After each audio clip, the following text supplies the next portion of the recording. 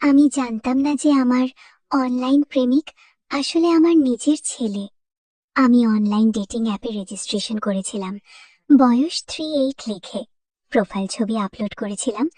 1 সপ্তাহ পর একটি মেসেজ পেলাম, যা পড়ে আমি স্তব্ধ হয়ে গেলাম। আমার নিজের ছেলে, সে জানতো না এটা আমার প্রোফাইল। মেসেজে লিখেছিল, আপনি আমার মায়ের মতো দেখতে, আমি আমার মাকে ভালোবাসি, তাকে বিয়ে করতে চাই। আপনাকে দেখে সেই অনুভূতি জাগলো। আমি হাত কাঁপতে কাঁপতে মেসেজ লিখলাম, রাজু, এটা তোমার মা। কিছুক্ষণ পর রিপ্লাই এলো, আপনি আমার নাম কি করে জানেন? আমি মোবাইল হাতে নিয়ে বসে রইলাম, কি উত্তর দেব বুঝতে পারছি না। পরের দিন সকালে রাজু স্কুলে যাওয়ার আগে আমার রুমে এসে বলল, মা, তুমি কাল রাতে খুব অদ্ভুত ব্যবহার করছিলে। কি হয়েছিল? আমি পাংশু মুখে বললাম, কিছু নাকি, কিন্তু আমার মনে হচ্ছিল আমার সামনে দাঁড়িয়ে থাকা ছেলেটা আর আগের মতো নেই। সন্ধ্যায় রাজু আমার রুমে এসে দরজা বন্ধ করে দিল। আমার বুক ধড়ফড় করতে লাগলো। সে আস্তে আস্তে বলল, মা, আমি জানি তুমি আমার মেসেজগুলো দেখেছো। আমি জানি না কি করে তুমি সেই অ্যাপে ছিলে, কিন্তু এটা বোধহয় ভাগ্য।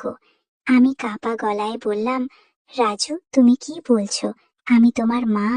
রাজু আমার হাত ধরে বলল, হ্যাঁ, তুমি আমার মা, কিন্তু আমি তোমাকে অন্যভাবে দেখি। তোমার হাসি, তোমার চলাফেরা, সবকিছু আমাকে পাগল করে দেয়া। আমি জানি এটা অস্বাভাবিক, কিন্তু আমি তোমাকে ভালোবাসি মা, শুধু একজন ছেলের মতো নয়, একজন পুরুষের মতো। আমি বিশ্বাস করতে পারছিলাম না আমার কানে যা শুনছি। আমার নিজের সন্তান, যাকে আমি গর্ভে ধারণ করেছি, সে আমাকে এভাবে দেখে। রাজু, তুমি পাগল হয়ে গেছো? আমি চিৎকার করে উঠলাম, এটা সম্পূর্ণ অস্বাভাবিক। তুমি কোনো সাইকিয়াট্রিস্টের কাছে যাও। মা, আমি পাগল নই। রাজু আমার আরো কাছে এগিয়ে এলো।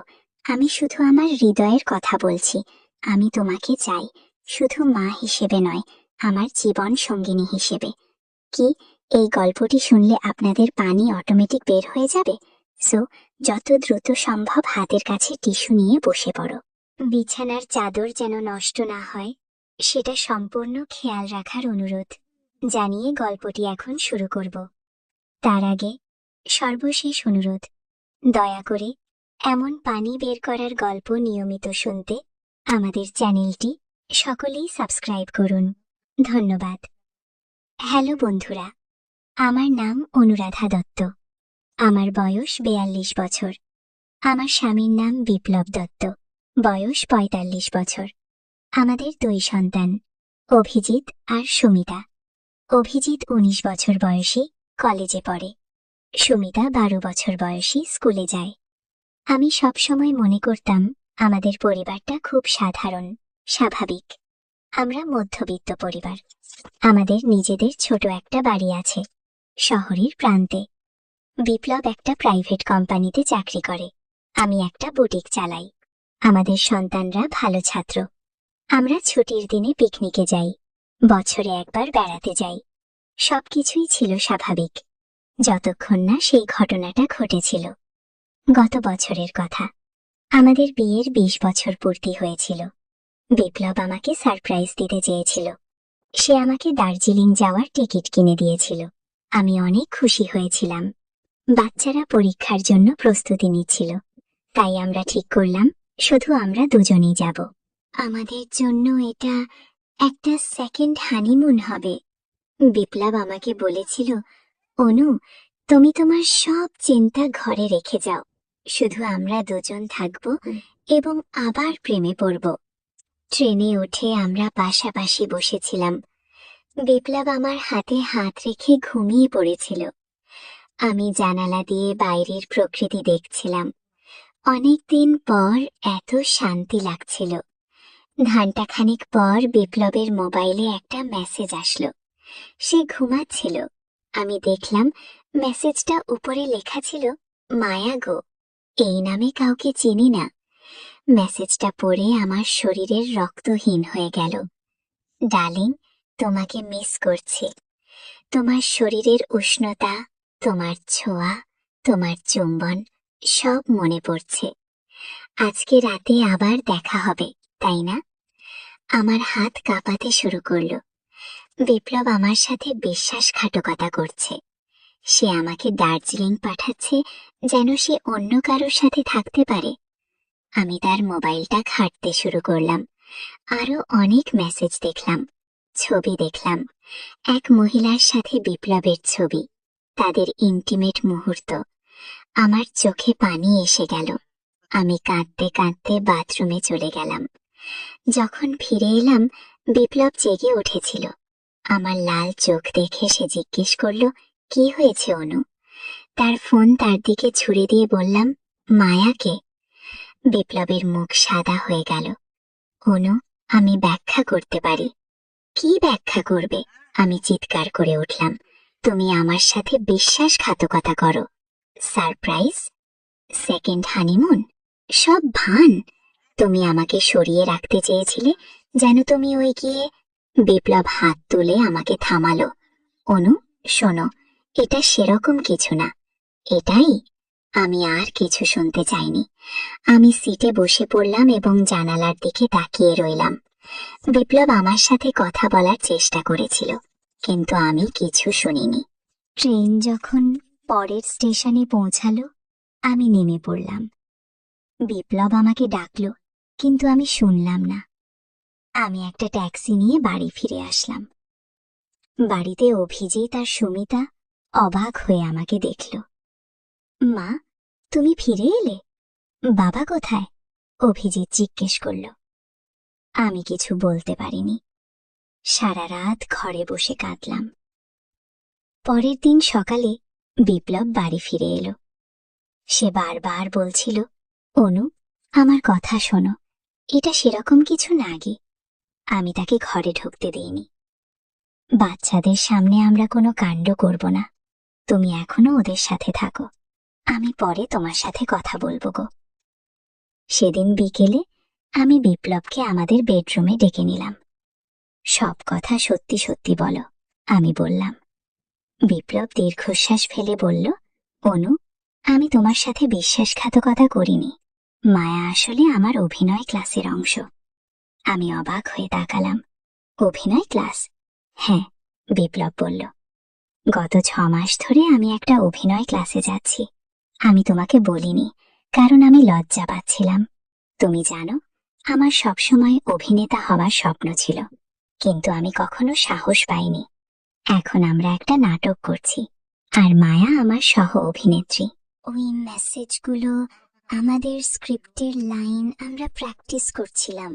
ছবিগুলো আমাদের রিহার্সালের, যেটা আমরা শট করেছিলাম প্রোমো পোস্টারের জন্যে। কি, আমি বিশ্বাস করতে পারছিলাম না। তুমি আমাকে বললিনি কেন? আমি তোমাকে সারপ্রাইজ দিতে চেয়েছিলাম আমাদের বিয়ের বার্ষিকীতে। আমি তোমাকে নাটকের টিকিট দিতে চেয়েছিলাম। আমি চেয়েছিলাম তুমি আমাকে স্টেজে দেখো এবং গর্বিত হও, কিন্তু আমি জানতাম না তুমি আমার ফোন চেক করবে। আমি কি এত বড় একটা ভুল করেছি? কিন্তু তখনই আমার মনে হলো এটা সত্যি হতে পারে না। অভিনয় ক্লাস, নাটক, এটা সবই একটা মিথ্যা ছিল। আমি উঠে দাঁড়ালাম। বিপ্লব, আমি তোমাকে বিশ্বাস করতে চাই, কিন্তু আমি পারছি না। আমাকে প্রমাণ দাও। বিপ্লব তার মোবাইল বের করে একটা নম্বরে ফোন করলো। স্পিকারে রেখে বলল, হ্যালো রাজন, আমি বিপ্লব। তুমি কি আমার স্ত্রীকে বলতে পারো আমি সত্যিই তোমার থিয়েটার গ্রুপের সদস্য?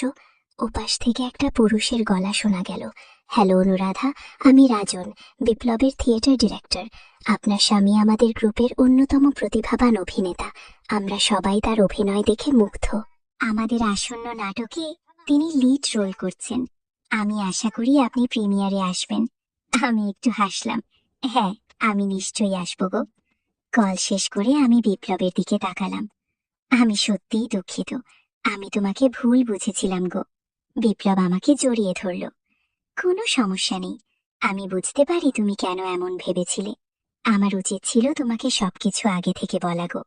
আমরা সেদিন রাতে আবার দার্জিলিং যাওয়ার টিকিট বুক করলাম। এবার কোনো গোপন কথা নেই, কোনো অপ্রত্যাশিত সারপ্রাইজ নেই। আমি ভেবেছিলাম এভাবেই আমাদের গল্প শেষ হবে, কিন্তু এটা ছিল শুধু শুরু। 1 মাস পর বিপ্লবের নাটকের প্রিমিয়ার নাইট। আমি অভিজিৎ আর সুমিতাকে নিয়ে থিয়েটারে গিয়েছিলাম। আমি খুব উত্তেজিত ছিলাম। আমার স্বামী আজ স্টেজে অভিনয় করবে। আমি প্রথম সারিতে বসেছিলাম। নাটক শুরু হলো। বিপ্লব একজন ডিটেকটিভের ভূমিকায় অভিনয় করছিল। সে ছিল অসাধারণ। এর আগে কখনো আমি জানতামও না সে এত ভালো অভিনয় করতে পারে। নাটকের মাঝে মায়া প্রবেশ করলো। আমি তাকে আগে কখনো দেখিনি, কিন্তু সে ফোনের ছবিতে দেখেছিলাম সেই মহিলা। সে ছিল সুন্দরী। তার চুল লম্বা এবং কালো চোখ বর্বর। সে একজন মিস্ট্রেসের ভূমিকায় অভিনয় করছিল যে ধনী ব্যবসায়ীকে খুন করেছে। বিপ্লবের চরিত্র তাকে ধরার চেষ্টা করছিল। নাটক চলাকালীন আমি লক্ষ্য করলাম বিপ্লব আর মায়ার চোখাচোখি হচ্ছে। তাদের মধ্যে যেন একটা অদ্ভুত কেমিস্ট্রি আছে। এটা শুধু অভিনয় হতে পারে না। আমার বুকের ভেতর আবার সেই ভয় জাগছিল। আমি নিজেকে শান্ত করার চেষ্টা করলাম। এটা শুধুই অভিনয় অনু, তুমি আবার সেই ভুল করো না আগে। নাটক শেষে আমি বাচ্চাদের নিয়ে বিপ্লবের জন্য ব্যাকস্টেজে অপেক্ষা করছিলাম। সবাই তাকে অভিনন্দন জানাচ্ছিল। আমিও তাকে জড়িয়ে ধরে বললাম, তুমি অসাধারণ ছিলে। বিপ্লব আমার গালে চুমু দিয়ে বলল, তোমার জন্যই এসব। উফ! তখনই মায়া এসে বিপ্লবকে জড়িয়ে ধরল। ডার্লিং, তুমি অসাধারণ ছিলে। সে ঠিক সেই লাইন বলল যেটা আমি বলেছিলাম। আমি অবাক হয়ে তাকালাম। বিপ্লব আমার দিকে তাকিয়ে বলল, অনু, এ হচ্ছে মায়া, আমার সহ-অভিনেত্রী গো। মায়া আমার দিকে তাকিয়ে হাসল। তারপর আবার বিপ্লবের দিকে তাকিয়ে বলল, তুমি কখনো আমাকে তোমার স্ত্রীর কথা বলনি? তিনি অনেক সুন্দরী গো। আমি অস্বস্তি বোধ করছিলাম। চলো আমরা বাড়ি যাই, আমি বিপ্লবকে বললাম। পথে আমি বিপ্লবকে জিজ্ঞেস করলাম, তুমি কখনো মায়ার কাছে আমার কথা বলনি? বিপ্লব গাড়ি চালাতে চালাতে উত্তর দিল, ও, আমি বলেছি, সে নিশ্চয়ই ভুলে গেছে। আমি আর কিছু বলিনি, কিন্তু আমার মনে সন্দেহ জাগছিল। পরের কয়েকদিন আমি বিপ্লবের আচরণ লক্ষ্য করছিলাম। সে অনেক বেশি ফোনে কথা বলছিল, অনেক ব্যস্ত ছিল। একদিন আমি দেখলাম সে আমাদের বেডরুমে দরজা বন্ধ করে ফোনে কথা বলছে। আমি দরজার কাছে দাঁড়িয়ে শুনলাম। না, আমি এখন আসতে পারবো না, বিপ্লব বলছিল। অনু সন্দেহ করতে শুরু করেছে, আমাদের সাবধান হতে হবে। আমি দৌড়ে আমাদের বেডরুমে ঢুকে পড়লাম। কার সাথে কথা বলছিলে তুমি? আমি জিজ্ঞেস করলাম। বিপ্লব চমকে উঠল। অনু, তুমি আমাকে ভয় দেখিয়ে দিলে। আমি রাজনের সাথে কথা বলছিলাম, আমাদের পরের নাটক নিয়ে। কি মিথ্যা! আমি চিৎকার করে বললাম। আমি সব শুনেছি। তুমি মায়ের সাথে কথা বলছিলে, তাই না? তোমরা আমার পিছনে কি করছো? বিপ্লব গভীর শ্বাস নিল। অনু, তুমি আবার শুরু করলে? আমি তোমাকে আগেও বলেছি, মায়ের সাথে আমার সম্পর্ক শুধু পেশাদার। আমরা একসাথে অভিনয় করি, এর বেশি কিছু না। গিয়ে আমি তার মোবাইল হাত বাড়িয়ে চাইলাম, আমাকে তোমার ফোন দাও। বিপ্লব ফোন দিতে অস্বীকার করল। এটা আমার ব্যক্তিগত জিনিস। তুমি কেন আমাকে বিশ্বাস করো না? কারণ তোমার আচরণ সন্দেহজনক। আমি বললাম, তুমি তুমি যদি কিছু লুকাচ্ছ না, তাহলে আমাকে ফোন দেখাতে তোমার আপত্তি কেন? সেদিন রাতে আমরা পাশাপাশি শুয়ে থাকলেও কেউ কারোর সাথে কথা বলিনি। পরের দিন সকালে বিপ্লব অফিসে চলে গেল। আমি ঠিক করলাম আমি নিজেই সত্য খুঁজে বের করব। আমি থিয়েটার গ্রুপের অফিসে গেলাম। সেখানে রাজনের সাথে দেখা করলাম। মায়া সম্পর্কে আমাকে কিছু বলুন, আমি জিজ্ঞেস করলাম। রাজান অবাক হয়ে বলল, মায়া? সে তো আমাদের গ্রুপের নতুন সদস্য। মাস দুয়েক আগে যোগ দিয়েছে। তার আগে সে ফিল্মে কাজ করত। খুব প্রতিভাবান অভিনেত্রী।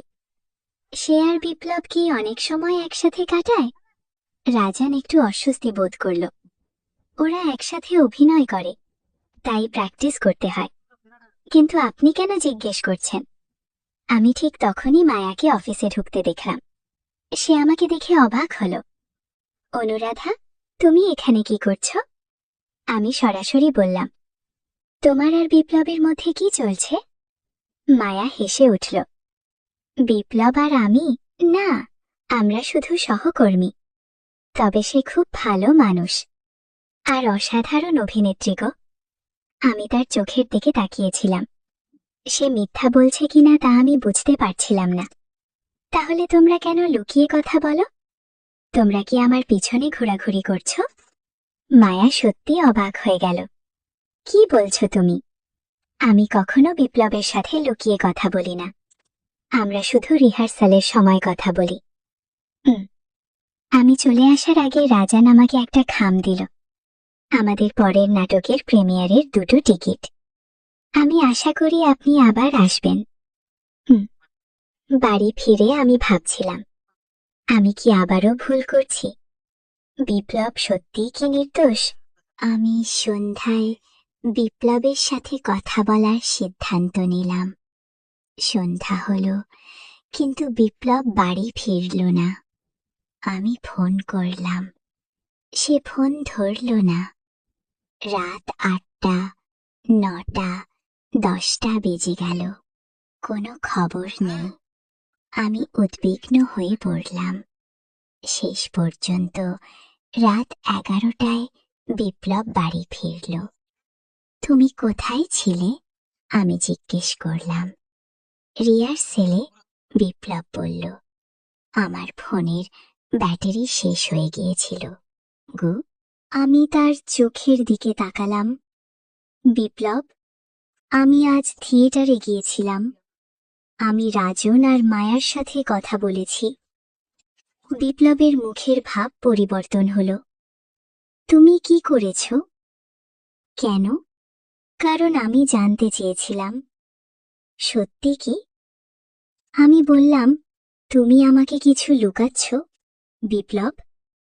আমি জানতে চাই সেটা কি গো। বিপ্লব দীর্ঘশ্বাস ফেলল। ঠিক আছে, আমি তোমাকে সব বলবো, কিন্তু আমি চাই তুমি শান্ত থাকবে এবং আমার কথা শেষ হওয়া পর্যন্ত কোনো কথা বলবে না। গি। আমি মাথা নেড়ে সম্মতি দিলাম। বিপ্লব বিছানায় বসে আমার হাত ধরল। অনু, আমি তোমাকে ধোঁকা দিইনি। আমি তোমাকে কখনো ধোঁকা দেব না। কিন্তু আমি সত্যি একটা গোপন কথা লুকিয়ে রেখেছি। মায়া আমার সহকর্মী, কিন্তু সে আসলে আমাদের জীবনে অন্য একটা উদ্দেশ্য নিয়ে এসেছে। গে। আমি ভ্রু কুঁচকালাম। কি উদ্দেশ্য? বিপ্লব আরো শ্বাস নিল।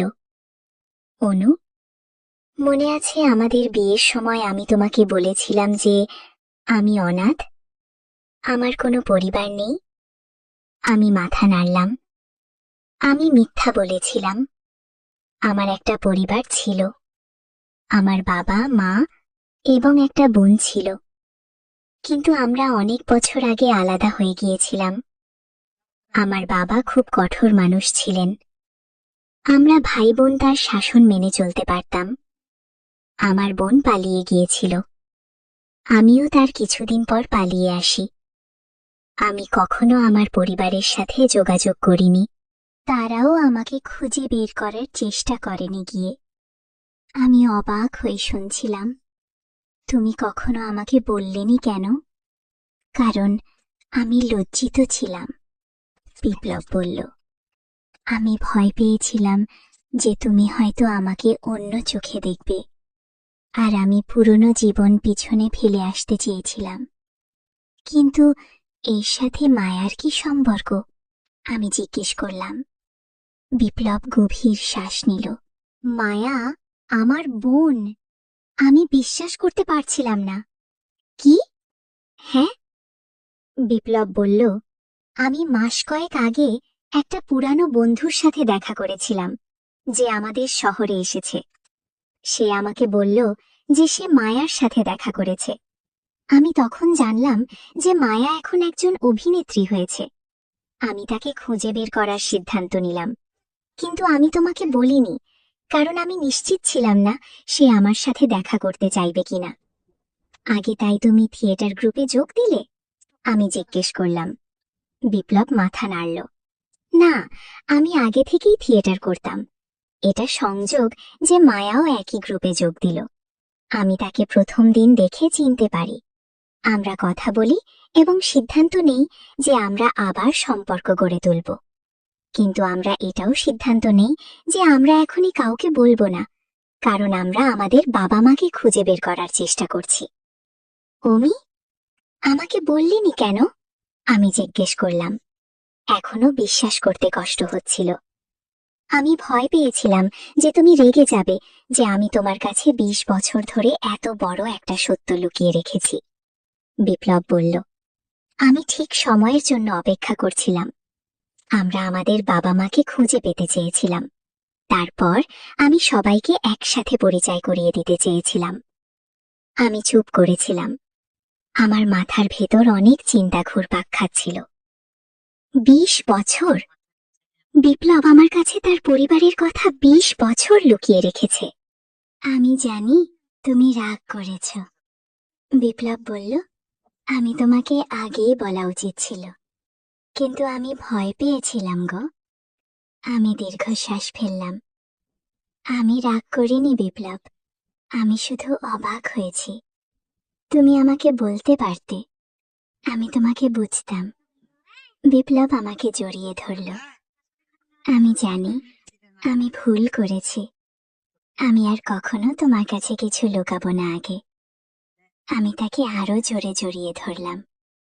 আচ্ছা, তাহলে এখন কি করবে?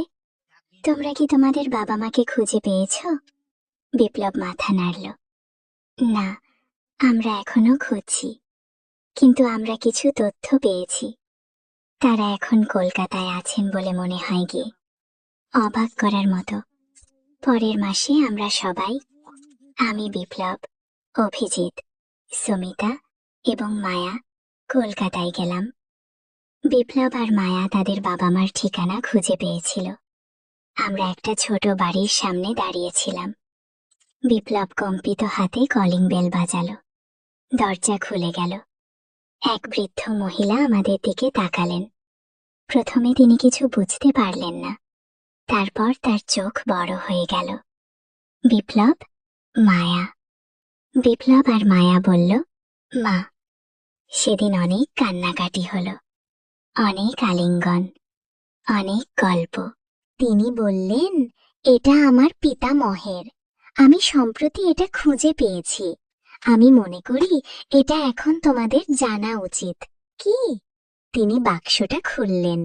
ভেতরে অনেক পুরানো কাগজপত্র, ফটোগ্রাফ এবং একটা ছোট ডায়েরি ছিল। তিনি ডায়েরিটা বের করলেন।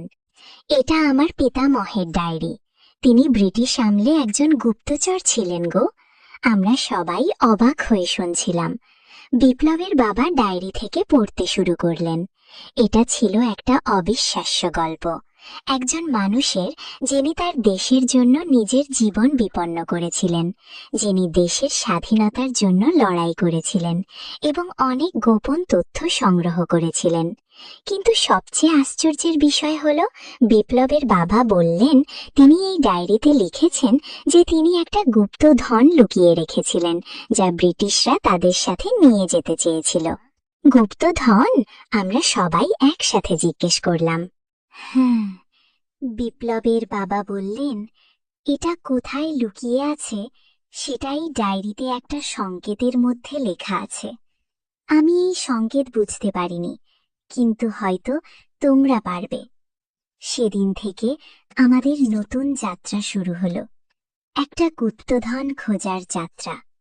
বিপ্লব, মায়া, আমি এবং অভিজিৎ, যে এখন কলেজে ইতিহাস পড়ে, আমরা সংকেত বুঝতে চেষ্টা করছিলাম।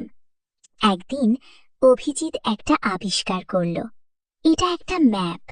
সে চিৎকার করে উঠল, ডায়েরিতে এই চিহ্নগুলো একটা ম্যাপ তৈরি করে এবং ম্যাপটা পশ্চিমবঙ্গের একটা অংশের। আমরা ম্যাপটা বুঝতে পারলাম এবং এটা আমাদের একটা পুরানো মন্দিরের দিকে নিয়ে গেল, যা এখন ধ্বংসাবশেষ। সেখানে আমরা আরো সংকেত খুঁজে পেলাম, যা আমাদের মন্দিরের নিচে একটা গুহার দিকে নিয়ে গেল। এটা ছিল এক বিস্ময়কর যাত্রা, একটা পারিবারিক অ্যাডভেঞ্চার, যা আমাদের সবাইকে আরো কাছাকাছি নিয়ে এলো। মন্দিরের গুহায় আমরা যা খুঁজে পেলাম তা শুধু সম্পদই নয়, পুরানো সোনা, মূল্যবান রত্ন এবং অন্যান্য ঐতিহাসিক সম্পদ।